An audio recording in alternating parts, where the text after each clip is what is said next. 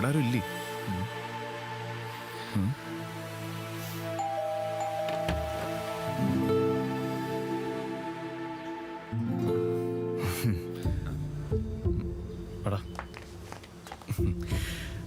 നിങ്ങളെ മനസ്സിലായി കാണുമല്ലോ അല്ലേ?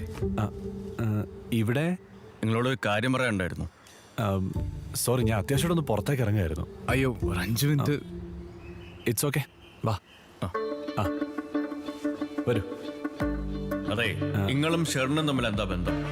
ഓൾ എന്തിനാ അവിടെ ഒന്ന് താമസിക്കണം? എന്താ അവളുടെ ഉദ്ദേശം? ഓഹോ, അതാണോ കാര്യം? വെറുതെ ആവശ്യമില്ലാത്ത കാര്യങ്ങളൊന്നും അന്വേഷിക്കണ്ട, നിങ്ങൾക്ക് പോവാം. ഓക്കെ.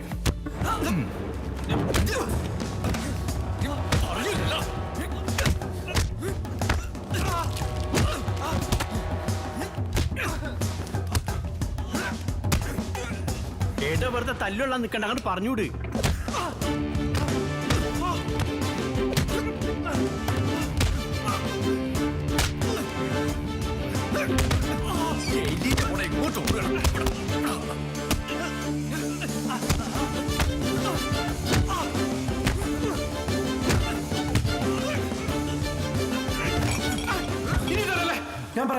ഞാൻ പറയാ പറയല്ലേ എന്നാ കുറച്ച് വെള്ളം കുടിച്ചിട്ട് പറഞ്ഞു.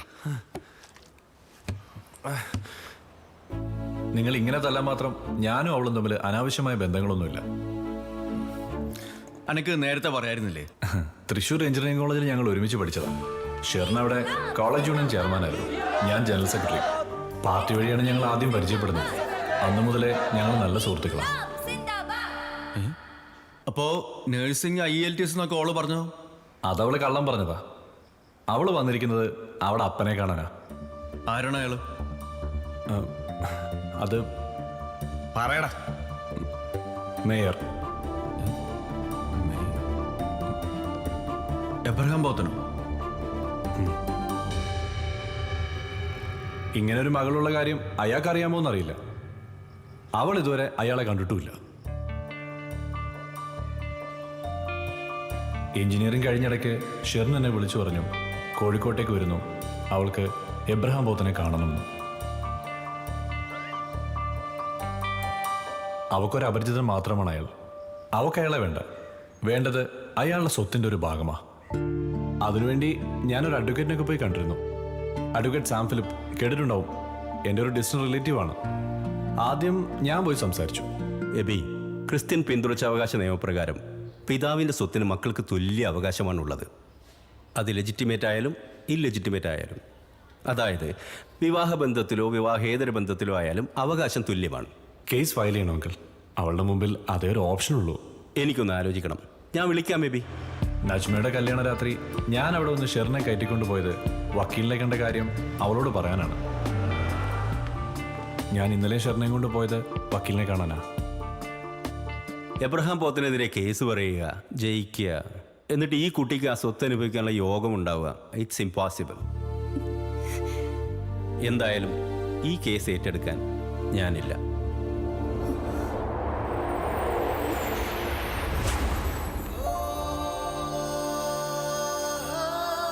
വർഷങ്ങൾക്ക് മുൻപ് എബ്രഹാം പോത്തന് വയനാട്ടിൽ ഒരു റിസോർട്ടുണ്ടായിരുന്നു. പോത്തൻ്റെ ഭാര്യ സിസിലി ഒരു വാഹനാപകടത്തിൽ മരിച്ചപ്പോൾ കള്ളുകുടിയും സങ്കടമൊക്കെ ആയി കുറെ കാലം അയാളവിടെ ഉണ്ടായിരുന്നു. എന്നും പള്ളിയിൽ ചെല്ലും. അന്ന് പള്ളിക്കോറിലെ പാട്ടുകാരിയാ എൻ്റെ അമ്മച്ചി മേരി. അമ്മച്ചിയും കല്യാണം കഴിഞ്ഞ് ഭർത്താവ് മരിച്ച് വീട്ടിൽ നിൽക്കുന്ന സമയമാണ്. അമ്മച്ചിയുടെ സാമ്പത്തിക ബുദ്ധിമുട്ടുകൾ അറിയുന്ന വട്ടപ്പാറ അച്ഛന് റിസോർട്ടിൽ അമ്മച്ചിക്കൊരു ജോലി കൊടുക്കണമെന്ന് പോത്തനോട് പറഞ്ഞത്. അങ്ങനെ അമ്മച്ചി അവിടുത്തെ റിസപ്ഷനിസ്റ്റായി.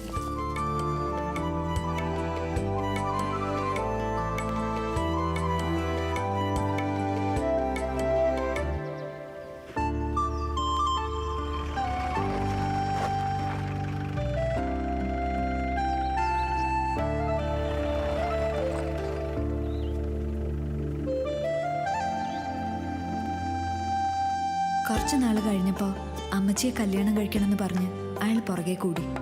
അങ്ങനെ കല്യാണത്തിന് മുൻപുള്ള പ്രേമമായി.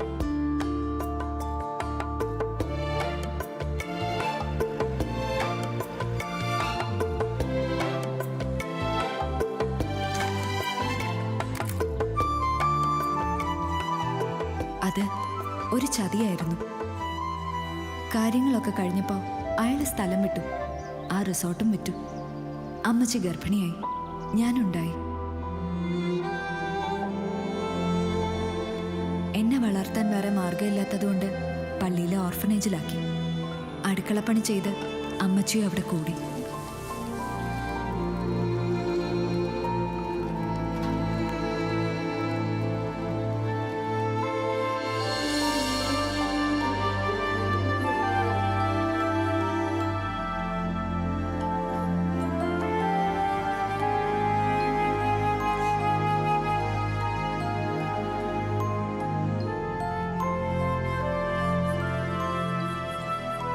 ഞാൻ 10ാം ക്ലാസ്സിൽ പഠിക്കുന്ന സമയത്ത് അസുഖം വന്ന് അമ്മച്ചി മരിച്ചത്. പിന്നെ എന്നെ നോക്കിയതും എഞ്ചിനീയറിങ്ങിന് പഠിപ്പിച്ചതുമെല്ലാം വട്ടപ്പാറ അച്ഛനാ. എബ്രഹാം പോത്തന് എന്നെക്കുറിച്ച് അറിയുമെന്നറിയില്ല.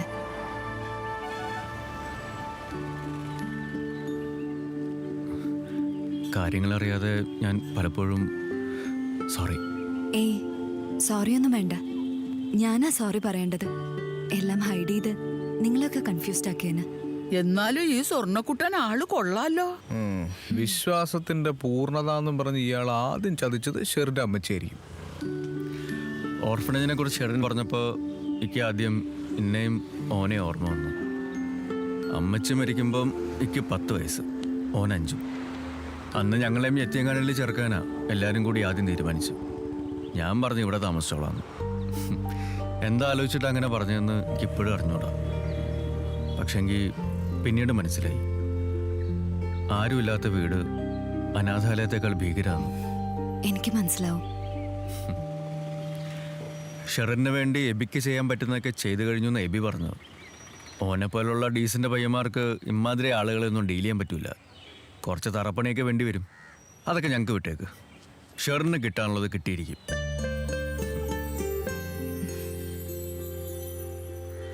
ഓരോ കുഞ്ഞും ഈ ഭൂമിയിൽ പിറന്നു വീഴുന്നത് നിരാലംബനായി കൈകാലിട്ടടിച്ച് കരഞ്ഞുകൊണ്ടാണ്. അവർക്ക് രക്ഷിതാവിന്റെ സ്നേഹവും പരിലാളനവും പരിചരണവും സംരക്ഷണവും കൂടിയേറി. ഈ സന്ദർഭത്തിൽ എനിക്ക് ഓർമ്മ വരുന്നത് ഇടശ്ശേരിയുടെ പൂതപ്പാട്ട് എന്ന കവിതയിലെ നങ്ങേലി എന്ന അമ്മ തന്റെ കുഞ്ഞിനെ പരിലാളിക്കുന്ന രംഗമാണ്.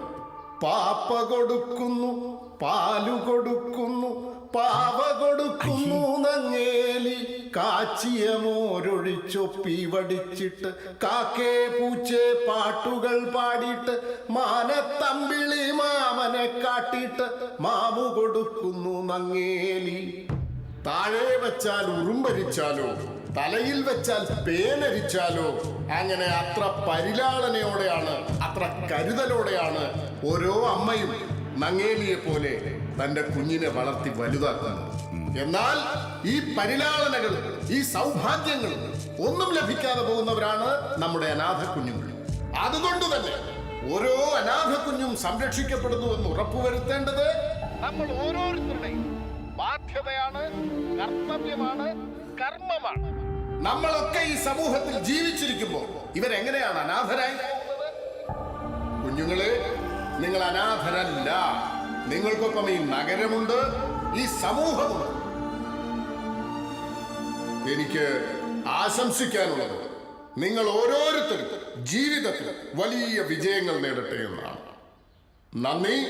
ജയ് ഹിന്ദ്.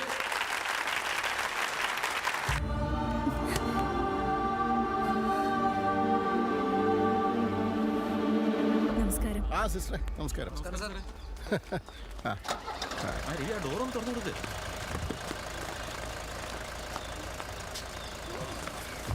വണ്ടി എടുക്കണോ?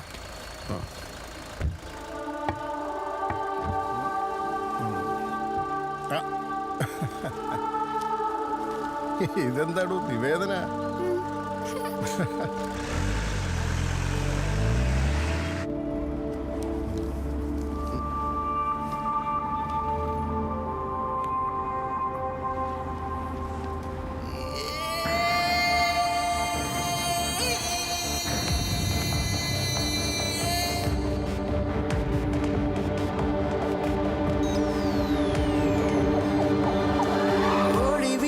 കളി ഇന്നിതാ കാര്യമാകുന്നേ ഇരുളിലെ കുളിര് വന്നിതാ കനല്